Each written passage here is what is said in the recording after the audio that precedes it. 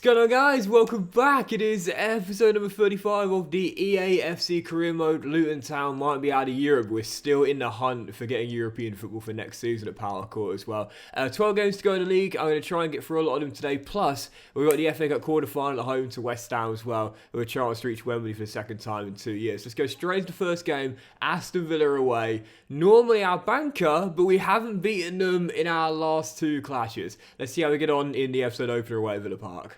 Yeah, Villa were just sick of being our punching bag. It's amazing to think we won so many games in succession against them, but on the back of that win against Palace, on the back of the win against the Newcastle, I do feel we turned the corner and now it's starting to look like the Luton to be feared. Lovely build-up, and Alcaraz is denied by Livakovic. Still goalless, good start here though at Villa Park. If we are to make a European place, these are the games we simply have to win. Easy, easy, easy. Tammy Abraham.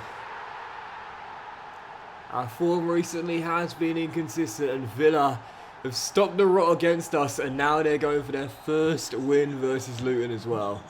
Tammy gives them the lead. If they hold on to this, they'll get it. I know he's been recommended to me quite a few times in the comments. Appreciate those transfer suggestions. You know, I'll be asking for them again very soon. But, oh, it's got to be at least a booking referee, please.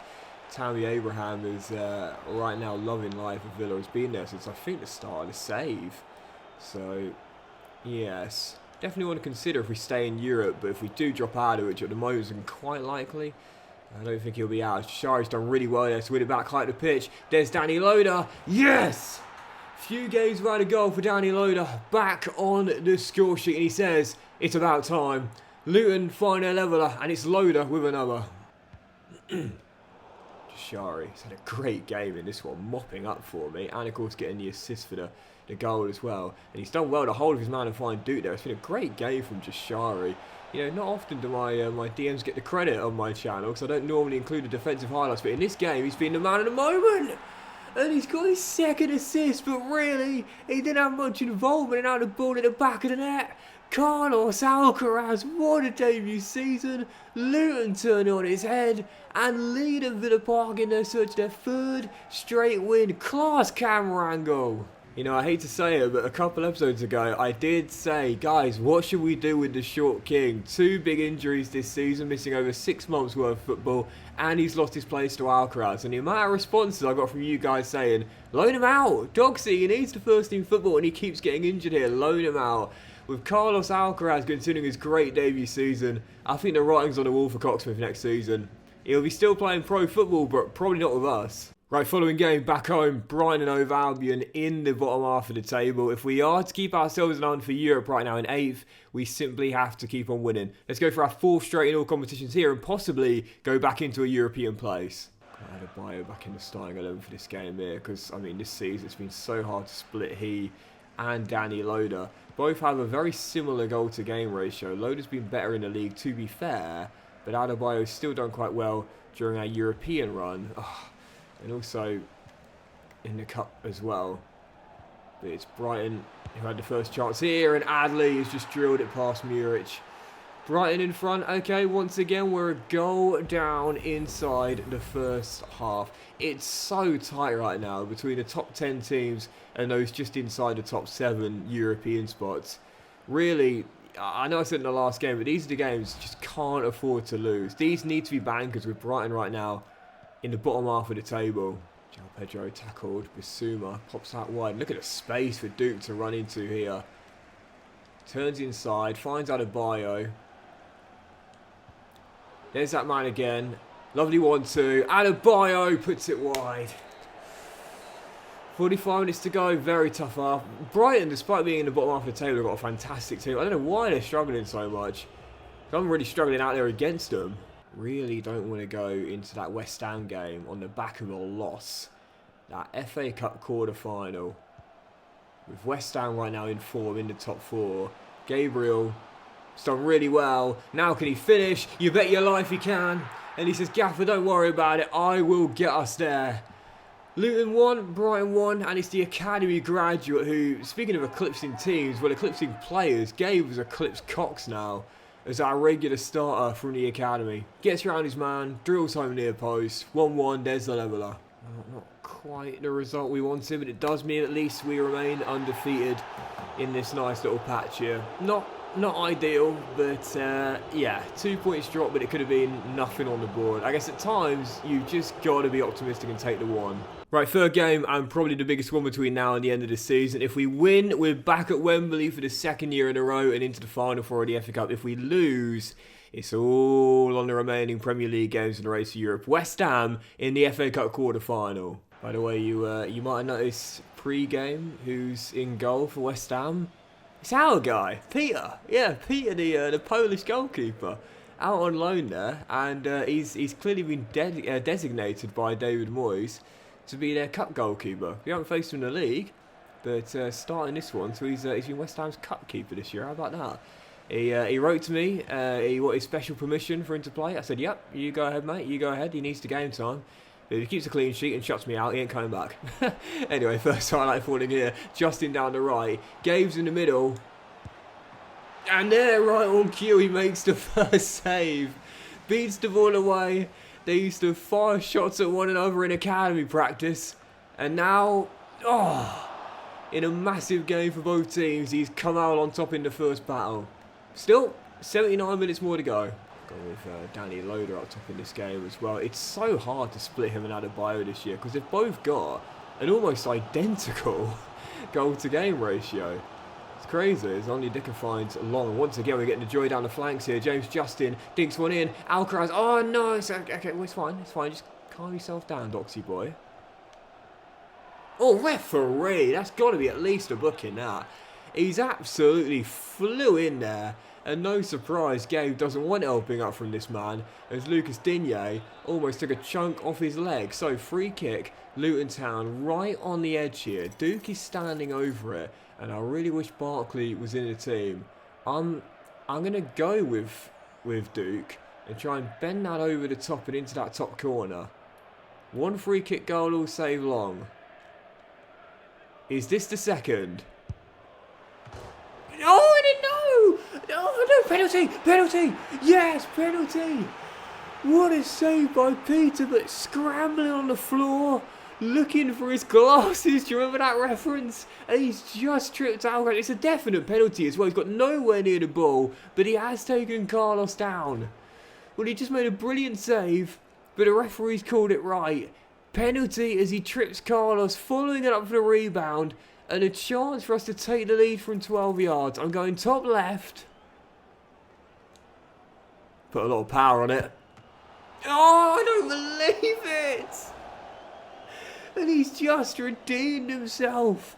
Two incredible saves from dead ball situations. First a free kick cleared off the line. And then the penalty save. Beating it away as it was destined for the top corner. Two amazing saves from the man on loan.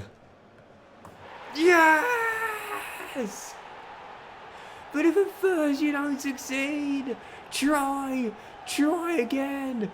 Danny Loader gives us the lead. What a passage. Danny Loader. Oh my goodness. I just could not split him and Adebayo this year. They've both been brilliant for me. Hang on a second, boys. Hang on a second. Look at his charging run. From on you don't know. You know, if I don't win this game, I've only got myself to blame. Oh, no. Oh, what a ball. I don't believe it. Serge Gnabry with the leveller, and I've absolutely bottled this first half. Come on, man. What did I just say a moment ago? I don't deserve to win this game with finishes like that. Fans can't believe it, neither can I. How have I missed all those chances? Yeah, well done, Malik, well done, mate. And I don't particularly want him to move forward, but he's on there, Adebayo. The Loader, sorry. Come on! Oh, I just can't split him and Elijah. They're both so good. And there we go. It's all over. Nothing going on in the second. But you know what? Goal difference means nothing in cup football. A win is a win, regardless of the scoreline. I would be fuming I'd not won that after missing so many chances in the first. But big Danny Loader with 2 big goals ensures we're heading back to Wembley, and it's the final 4 of the FA Cup for the first time in the save. Get in! So Manchester City just beat Spurs on the Saturday, which means that as Preston North End are going to the semis, that Arsenal-Liverpool game is on the Sunday, I believe. So what we'll do is we'll quickly advance through this this post-match interview. I try and do post-match interviews like every single time because they're just a very quick way of boosting around. You can get through them in about 15 to 20 seconds. But anyway, we'll advance one day in the calendar and see who we've got. There's the tournament prize money. And in the semi-finals, please be Preston. Luton Town are taking on... Oh, no! Listen, if it wasn't Preston, it was going to be one of the big boys. Manchester City in the Final 4. They knocked out the Carabao Cup early this year. And if we're to make the FA Cup final, we'll need to come through the favourites. Bring them on. And just before we do move on, guys, I really want to show you the stats of Adebayo and Loader and show you just how similar they are. They've both played 25 games in all competitions. Elijah scored 11, Danny's got 10, and Adebayo's got 8 assists and Loader's got 5. To be fair, that makes sense because Adebayo at 6 for 4 is often a bit of a target forward for me that can play the inside forwards in. So it's so hard to split them. I mean, probably one's got to go, but I'm going to throw this question out to you guys here. Who would you keep for next season if one had to go? Because really, they both deserve to be starting strikers, you know. But Adebayo's still growing even at 29, up to 82 overall. Danny is done at 26, which makes no sense to me. But even so, 4 ratings higher Adebayo, but in terms of productivity, about the same as Loader. If you could only keep one for next season, who would you keep?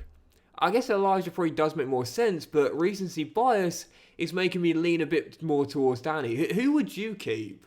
Just before we move on, we've got 4 more youth player unsettled emails. So Amos wants a pro deal.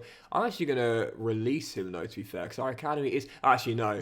He's got a sibling in the academy. I don't know, you guys are the same as me, but like when you see a player has a sibling in your academy, you want to keep them both, you know. Justice Amos is going to get the pro deal, mainly because his brother, Qua, is the big dog here. He is absolutely unbelievable, man. I must say, I'm really excited about him. Oh, and he also wants a pro deal. They got together last night over a protein shake and said, I think we deserve pro deals now. And they're both going to get one then. Johan Johansson, which is one of my favourite names in the academy. And who was the other guy as well? We're approaching 50 now. Aaron Dean wants the other, and he is very good winger as well. So we've cleared the backlog, just like the NHS. We're clearing the backlog, and I actually might release Dalton, to be fair, because the Bartman is so much better. But even so, it's down to 4 now. Finally, we've got through it. Oh yeah, and we took the year off scouting this year for that very reason. So now we have cleared it down to 4. Guys, we're back again. I need your suggestions. You guys are my chief scouts, man. I need your help. Where are we scouting for next year? Where are we sending our youth scouts? As per usual, I'll keep the weakest scout in England because that's my choice. But the other 2, we can go anywhere we want now. We're becoming a major player in English football, and we're now starting to make a name for ourselves in European football as well. The question is, where do we scout next season? Put them in the comment section down below. Give me your suggestions. And also don't forget to put in your comment hashtag Docks Youth Scouting. That helps me find your comment a little bit quicker as well. So hashtag Docks Youth Scouting. Let me know in the comment section down below. Where should we send our youth scouts for next season? Give me your suggestions. Right, moving on. Following game. And it's a massive one as both teams look to make a late run for a European place. Burnley at home as we aim to keep ourselves in a hunt for a top 7 European finish. Come on, Luton. Aaron Ramsey looking to turn. Finds Josh Cullen. As the visitors look for the first chance in a very cagey first half here. Nothing really to report as Cullen's going to try his luck. And Muric must have seen it late because he got down late as well. But he does make the save and it's still no. This has been a very nervy start here. Neither side can afford to lose. So I guess it does make sense. Shari back to Ballard. And now Malik to Giles. Can I get Duke in behind? Yes, I can. Can I squeeze it to Adebayo? Yes, I can. Can I work it into Alcaraz? Well, I did, but I also couldn't offload. Burnley's defence, it's just been so strong. The space that ordinarily opens up has not been there for me in this one.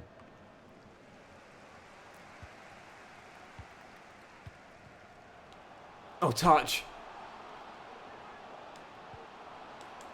And a boy shooting! Come on!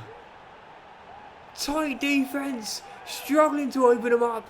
But the one time I managed to get through, Alcaraz selflessly says, Elijah, I see you at the far post, I know you've got the height, and I know you can finish. Nod time, Luton in front, Elijah saying, Gaffer, don't tell me, keep me.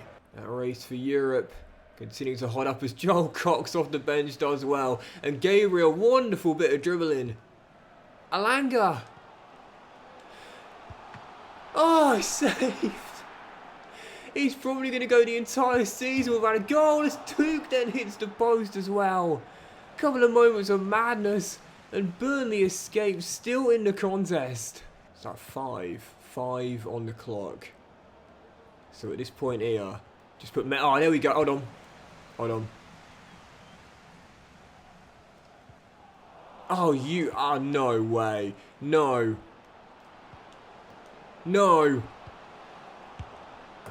Oh, I don't believe it.